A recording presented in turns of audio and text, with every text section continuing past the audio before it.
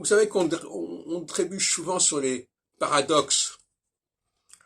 Le paradoxe actuel, mais tout est paradoxe de toute façon, le paradoxe actuel, c'est que la guerre civile est liée à la supranationalité.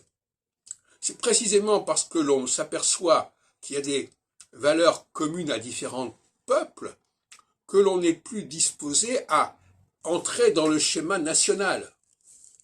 Et inversement, autre paradoxe, dans l'autre sens, paradoxe solsticial non plus équinoxial pour parler astrologiquement, l'autre paradoxe c'est que c'est parce que justement on s'oppose aux autres peuples que l'on va renforcer l'unité populaire, l'unité nationale.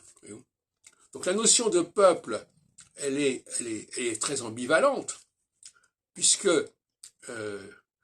en phase équinoxiale, eh bien, le tissu national se dissout, se disloque, se démantèle.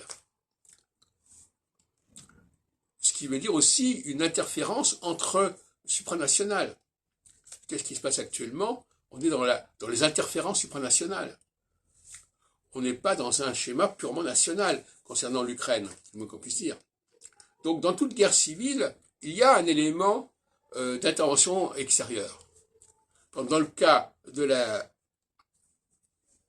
guerre civile américaine, la guerre de sécession, la France a joué un certain rôle. Elle a été du côté des sécessionnistes à un certain moment. De la même façon que pendant les guerres de religion, au XVIe siècle, l'Espagne a joué un rôle important et l'Angleterre aussi. Chacun à son niveau, l'un pour les catholiques, l'autre pour les protestants. Donc la phase équinoxiale, c'est une phase d'interdépendance.